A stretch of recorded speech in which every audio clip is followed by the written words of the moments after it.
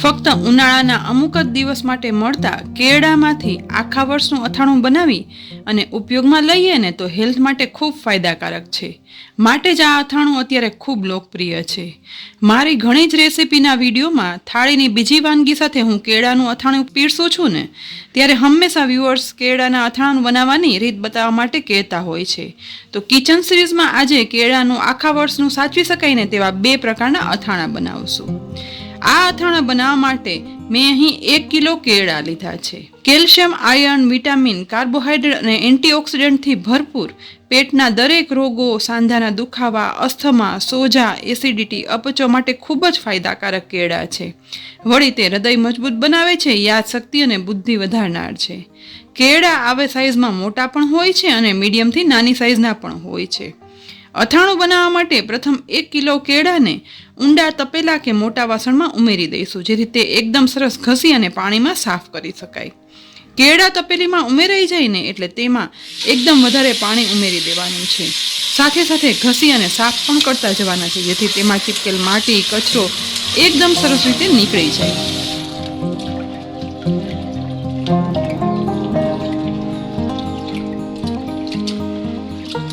પાણીમાં કેળા સાફ થઈ જાય ને એટલે જાળી રાખી બધું પાણી કાઢી લઈશું. બધું પાણી કાઢી લીધા પછી ફરી પાણી ઉમેરતા જઈશું અને ઘસીને કેળા સાફ કરતા જઈશું.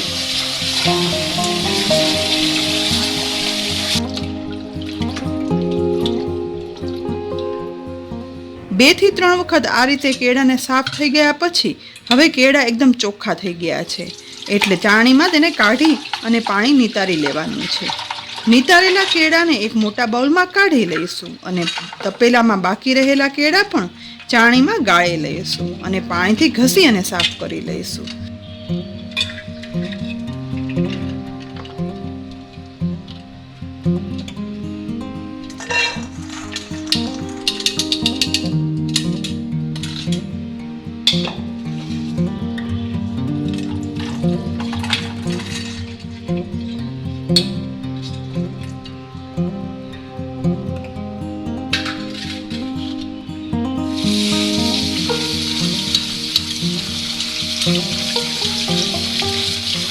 સાફ કરેલા કેળાને પણ મોટા બાઉલમાં કાઢી લઈશું. કેળા સ્વાદે એકદમ કડવા હોય છે એટલે અથાણું બનાવતા પહેલા કેળાની કડવાશ કાઢવી પડે છે. મેં અહીં કાચની 500 ગ્રામની 2 બરણી લીધી છે. પ્રથમ બંને બરણી અડધી ભરાઈને એટલું ચોખ્ખું પાણી બંને બરણીમાં ભરી લઈશું. બંને બરણી પાણીથી ભરાઈ જાય ને એટલે પહેલી બરણીમાં અડધી ટીસ્પૂન હળદર પાવડર ઉમેરશું. એ જ રીતે બીજી બરણીમાં પણ અડધી ટીસ્પૂન હળદર પાવડર ઉમેરી દેવાનું છે. બંને બરણીમાં હળદર પાવડર ઉમેરાઈ જાય ને એટલે તેની સાથે હવે 1 ટીસ્પૂન મીઠું છે તે બંને બરણીમાં ઉમેરી દઈશું. પણ હા, કેળાને પલાળવા માટે આ રીતે કાચની બરણી લેવી ખૂબ જરૂરી છે. બંને બરણીમાં હળદર મીઠું ઉમેરાઈ જાય ને એટલે બંનેને ચમચી વડે પાણીમાં મિક્સ કરી દઈશું. બધું સરસ મિક્સ થઈ જાય ને એટલે પાણીમાં ચોખ્ખા કરેલા કેળાને પહેલી બરણીમાં ઉમેરી દઈશું. કડવા કેળામાંથી કડવાશ કાઢવા માટે કેળાને મીઠા હળદરવાળા પાણીમાં પલાળવા ખૂબ જરૂરી છે. કાચની બરણીમાં હળદર મીઠાવાળા પાણીમાં કેળા પલળે ને તો તેમાંથી કડવાશ બિલકુલ જતી રહે છે અને એ પછી જ ખૂબ જ ઉપયોગી અને સ્વાદિષ્ટ અથાણું બનાવી શકાય છે. અહીં 1 બરણીમાં સમાય એટલા કેળા ઉમેરાઈ ગયા છે. પછી બરણીનું ઢાંકણ બંધ કરી દઈશું.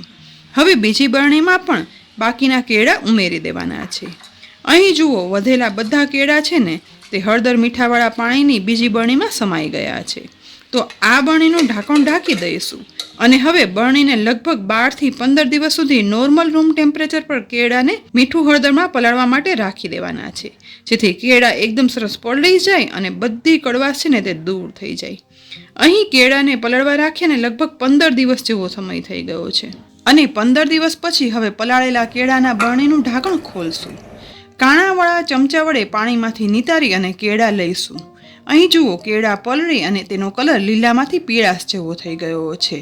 આ રીતે કેળા લીલામાંથી પીળા કલરના બની જાય ને તે કેળાની કડવાશ નીકળીને પરફેક્ટ પલળી ગયાની પહેલી નિશાની છે. હવે કેળાને હાથમાં લઈ અને પ્રેસ કરશું.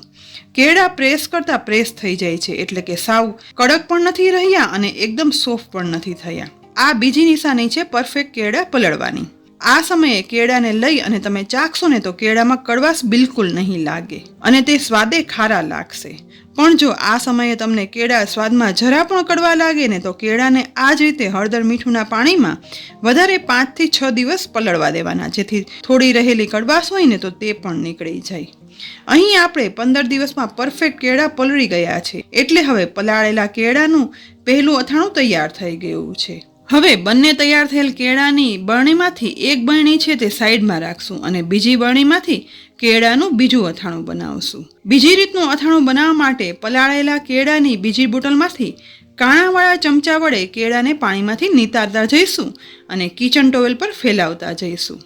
આ રીતે આપણે એક બરણીમાં રહેલા બધા કેળાને કિચન ટોવેલ પર ફેલાવી દેવાના છે, જેથી તેમાંથી રાયતા કેળાનું અથાણું બનાવી શકાય. પણ અહીં 2 બરણીમાંથી ફક્ત 1 બરણી એટલે કે 500 ગ્રામ કેળા જ સૂકવ્યા છે અને આ કેળાને આપણે ઘરની અંદર પંખા નીચે જ કોરા કરવા માટે રાખવાના છે, જેથી તે કોરા થાય પણ સુકાય નહીં. 500 ગ્રામ કેળાને કિચન ટોવેલ પર ફેલાવી દીધા છે. તો આ કેળાને લગભગ 2 કલાક સુધી ઘરમાં જ પંખા નીચે કોરા થવા દઈશું. કેળા કોરા થાય ને એ દરમિયાન આપણે રાયતા કેળા કરવા માટેનો મસાલો પણ તૈયાર કરી લઈએ. તો 500 ગ્રામ કેળા સામે મેઝરમેન્ટ અડધો કપ રાઈના કુરિયા મિક્સરના જારમાં ઉમેરી દઈશું. ત્યાર પછી ઢાંકણ ઢાંકી રાઈના કુરિયાને પીસી લેવાના છે. પીસ્યા પછી જુઓ, અહીં આપણે રાઈના કુરિયા એકદમ અધકચરા પીસ્યા છે. અને હા, એ ધ્યાન ખાસ રાખવાનું કે અહીં ક્યારેય વધારે પીસી અને કુરિયાનો પાવડર નહીં બનાવવાનો. પીસેલા કુરિયાને એક ડીશમાં કાઢી લઈશું. અહીં પીસેલા રાઈના કુરિયાને ડીશમાં ફેલાવી વચ્ચે થોડી જગ્યા કરી દેવાની છે. ત્યાર પછી તેમાં અડધી ટીસ્પૂન હળદર પાવડર ઉમેરશું. સાથે અડધી ટીસ્પૂન હિંગ પણ ઉમેરી દેવાની છે. હવે ગેસની લો ફ્લેમ પર વઘારનું વાસણ રાખી દઈશું અને તેમાં 1/4 કપ ઘર વપરાશનું કોઈ પણ તેલ ગરમ કરવા માટે ઉમેરી દેવાનું છે. ગેસની લો ફ્લેમ પર માત્ર અડધીથી પોણી મિનિટમાં તેલ એકદમ સરસ ગરમ થઈ ગયું છે. તો ગેસ બંધ કરી ગરમ થયેલા તેલને રાઈના કુરિયા, હળદર અને હિંગ ઉપર ફેલાવતા જઈ અને ઉમેરી દઈશું, જેથી ગરમ તેલમાં હિંગ સતરાય અને રાઈના કુરિયા એકદમ સરસ સતરાઈ જાય અને તે કાચા ના રહે. તેલ ઉમેર્યા પછી બધું એકદમ સરસ મિક્સ કરશું, જેથી સતરાયેલી હિંગ સાથે તેલ, રાઈના કુરિયા અને હળદર બધું એકદમ સરસ મિક્સ થઈ જાય. અહીં બધું સરસ મિક્સ થઈ જાય ને એટલે હવે તેમાં 1/2 ટીસ્પૂન જેટલું મીઠું ઉમેરી દેવાનું છે. મીઠું પણ આ રાઈના કુરિયામાં મિક્સ કરી દેવાનું છે. અહીં મીઠાનું પ્રમાણ તમને થોડું વધારે લાગશે, પણ આખું વરસ કડક અને એ સ્વાદના રાયતા કુરિયાવાળા કેળા રાખવા માટે મીઠાનું પ્રમાણ આ રીતે વધારે હોવું ખૂબ જરૂરી છે. હવે રાયતા કેળા બનાવવા માટે રાયતો મસાલો તૈયાર થઈ ગયો છે. બીજી સાઈડ ફેન નીચે કોરા કરવા રાખેલ કેળાને હવે 2 કલાક થઈ ગઈ છે. અહીં કેળા એકદમ કોરા થઈ ગયા છે પણ સુકાઈને કડક નથી થયા અને કેળાને હાથમાં લેતા હાથમાં પાણી નથી આવતું અને તે એકદમ ડ્રાય રહે છે. બસ રાયતા કેળા બનાવવા માટે આપણે આવા જ કેળા કોરા થવા જરૂરી છે. તો કોરા થયેલા કેળાને એક પોળા બાઉલમાં લઈ લઈશું. બધા જ કેળા બાઉલમાં ઉમેરાઈ ગયા પછી તેમાં બનાવેલો રાયતો મસાલો છે ને તે પણ ઉમેરી દેવાનો છે. 500 ગ્રામ કેળા માટે માપ સાથે બનાવેલો રાયતો મસાલો છે ને તે એકદમ સરસ પરફેક્ટ માપનો થશે. હવે રાયતા કેળા બનાવવામાં ખટાશ માટે જો વિનેગર વાપરવું હોય ને તો વ્હાઈટ વિનેગર 2 ટીસ્પૂન જેટલું ઉમેરવાનું, કારણ કે માર્કેટમાં મળતા રેડીમેડ રાયતા કેળામાં ખટાશ અને પ્રિઝર્વેટિવ માટે વિનેગર ઉમેરેલું હોય છે. પણ અહીં આપણે વિનેગર નહીં વાપરીએ, તેના બદલે 1 લીંબુનો રસ નીચોવી લઈશું. લીંબુથી રાયતા કેળાની ખટાશ પણ સરસ આવશે અને રાયતા કેળાનો કલર છે ને તે એવો જ ઉજળો આખું વરસ રહેશે. સાથે તે કાળા પણ નહીં પડે. લીંબુનો રસ નીચવાઈ જાય ને એટલે હવે 1 લીંબુના આ રીતે નાના નાના ટુકડા કરી લીધા છે. તો હવે આ ટુકડા પણ સાથે ઉમેરી દઈશું અને મિક્સ કરી દઈશું. બધું એકદમ સરસ મિક્સ થઈ જાય ને એટલે રાયતા કેળા બની અને તૈયાર થઈ ગયા છે. તો હવે આ કેળા આવી રીતના બનાવી અને કાચના કન્ટેનરમાં ભરી અને ફ્રીજમાં રાખી દો ને તો 1 વર્ષથી પણ વધારે સમય સુધી ફ્રીજમાં એવા જ કડક એ સ્વાદના રહેશે અને પછી જ્યારે જોઈએ ને ત્યારે ઉપયોગમાં લઈ શકાય છે. તો અહીં આપણે રાયતા કેળા પણ બની અને તૈયાર થઈ ગયા.